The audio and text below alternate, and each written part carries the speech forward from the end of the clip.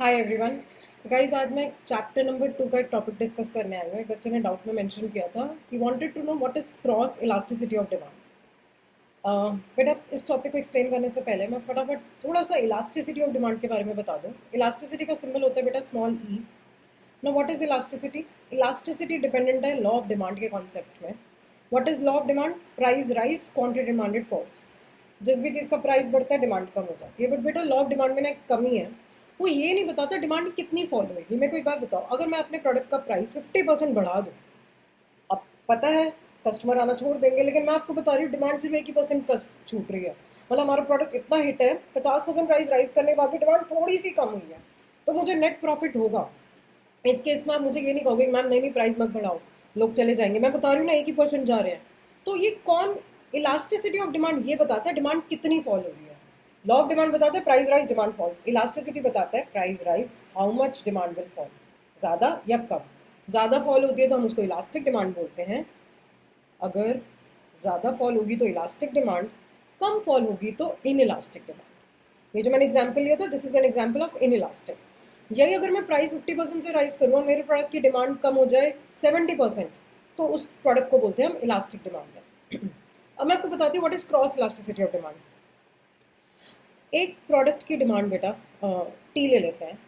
एक प्रोडक्ट की डिमांड उसके खुद के प्राइस पे तो डिपेंड करता ही है, चाय महंगी हुई तो चाय की डिमांड कम हो जाएगी। एक प्रोडक्ट की डिमांड उसके सब्सटीट्यूट या उसके कॉम्प्लीमेंट्री गुड के प्राइस पे भी डिपेंड करता है। यहाँ मैं क्रॉस इलास्टिसिटी की बात कर रही हूँ। क्रॉस इलास्टिसिटी का मतलब है गुड एक नहीं दो होने वाले, दो गुड्स आपस में। कॉफ़ी का प्राइस बढ़ा तो लोग अब चाय खरीदने लग जाएंगे। अब यहाँ पे चाय की डिमांड क्यों बढ़ी है? चाय का प्राइस नहीं चेंज हुआ था, प्राइस किसी और का चेंज हुआ था, उसके किसी सब्सटीट्यूट गुड का।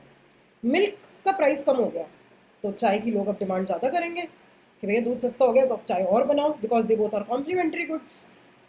क्रॉस इलास्टिसिटी कैलकुलेट करी जाती है बिटवीन टू रिलेटेड गुड्स। अगर मैं आपको क्रॉस इलास्टिसिटी की डेफिनेशन बताऊं, क्रॉस इलास्टिसिटी की डेफिनेशन इज कह रहे change in the quantity demanded of a good because of change in the price of its related good. कह रहे एक प्रोडक्ट की डिमांड चेंज हो रही है क्योंकि उसके किसी रिलेटेड गुड का प्राइस चेंज हो रहा है। बेटा, क्रॉस इलास्टिसिटी का फॉर्मूला होता है percentage change in quantity demanded of one good, good A, divided by percentage change in the price of its related good, good B लिख देती हूँ, उसका कोई related good। मैंने एग्जाम्पल आपको बता दिया सब्सटीट्यूट्स और कॉम्प्लीमेंट्रीज का। मैं एक और एग्जाम्पल भी ले लेती हूँ। मुझे एक बात बताइए, टी का प्राइस बढ़ने पे शूज़ के डिमांड पे क्या फ़र्क पड़ेगा? आप कहोगे मैम कोई फ़र्क नहीं पड़ेगा बिकॉज देर अनरिलेटेड गुड्स। कोई फ़र्क नहीं पड़ेगा, zero, numerator is zero, answer is zero. बेटा, क्रॉस इलास्टिसिटी रिलेटेड गुड्स में कैलकुलेट होती है। अगर हमने अनरिलेटेड गुड्स की क्रॉस इलास्टिसिटी कैलकुलेट करी तो आंसर ज़ीरो आएगा। आपके एग्जाम में क्वेश्चन आ सकता है कि दो गुड्स के बीच में क्रॉस इलास्टिसिटी ज़ीरो है, तो ज़रूर वो कौन से गुड्स हैं? अनरिलेटेड। अब बात करते हैं सब्सटीट्यूट्स और कॉम्प्लीमेंट्रीज की। सब्सटीट्यूट का एग्जाम्पल ले लेते हैं। अब पहले मैंने टी के साथ शूज़ लिया था ना, अब कोई सब्सटीट्यूट ले लेते हैं टी का। टी का सब्सटीट्यूट इज कॉफ़ी। बेटा, चाय महंगी होते ही लोग कॉफ़ी खरीदने लग जाएंगे। पॉजिटिव रिलेशनशिप है, plus plus, answer would be positive. तो सब्सटीट्यूट्स की cross elasticity is positive. Complementary की नेगेटिव क्यों दे रखी है? एग्जाम्पल ले लेते हैं। चाय महंगी हो गई है तो लोग अब इसका जो कॉम्प्लीमेंट्री गुड है, मे बी शुगर, उसकी डिमांड कम कर देंगे। Denominator plus numerator minus, answer would come negative. Complementary की नेगेटिव बचा perfect substitutes. By the way this table is very important. Perfect substitutes कौन से होते हैं बेटा? परफेक्ट सब्सटीट्यूट्स वो होते हैं, now tea and coffee are not perfect substitutes for everybody, maybe. आप परफेक्ट सब्सटीट्यूट वो ले लो कि आप मार्केट में चिप्स लेने गए, ठीक है, आपको चिप्स खरीदने हैं, सबका प्राइस, किसी का प्राइस चेंज नहीं हुआ, शेल्फ में इतने सारे चिप्स डिस्प्ले में हैं, तुम्हारा जो मन करा तुमने वो उठा लिया।